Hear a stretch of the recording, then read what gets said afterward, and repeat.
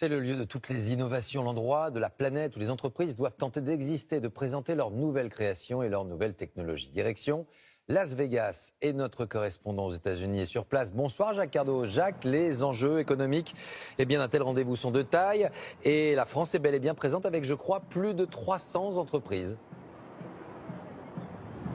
Oui, 320 entreprises très exactement. C'est 10 de moins, Laurent, seulement que la première délégation, la délégation américaine. Alors il faut relativiser ce chiffre parce que la taille des entreprises françaises est quand même moins importante, notamment que celle des délégations asiatiques. Mais nous, on est réputés pour être très novateurs, très innovants. Chaque année, les Français bousculent d'une certaine façon ce salon de Las Vegas. Alors vous l'avez dit, les chefs d'entreprise viennent ici pour lever des fonds, pour faire en sorte que leurs idées deviennent réalité et puis pour faire grossir leurs entreprises. Comment faire pour que son idée passe de l'anecdotique à l'utile? Nous avons retenu deux idées qui relèveraient presque de l'utile, précisément de l'utilité publique même. Et nous les avons testées dans les rues de Las Vegas. Voici notre reportage, image signée Laurent Desbois. C'est l'une des inventions françaises les plus remarquées à Las Vegas, avec celle d'une équipe d'Aix-en-Provence.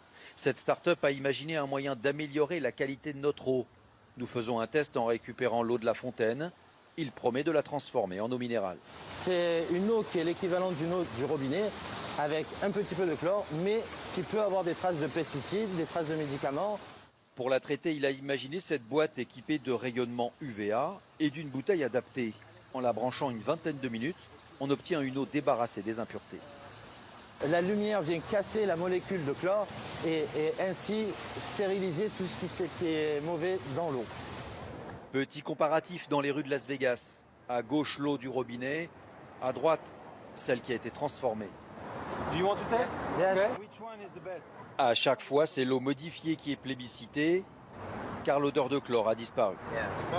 La plupart des filtres qui existent sont chers et pas vraiment pratiques. Et si on peut transformer l'eau du robinet juste comme ça, c'est vraiment bien. Ce procédé breveté a fait l'objet de tests. Il est en train de faire fureur à Las Vegas. Purifier l'eau sans la chlorer et sans filtre tout en conservant les sels minéraux est une première. Un enjeu majeur pour la planète dans les décennies à venir.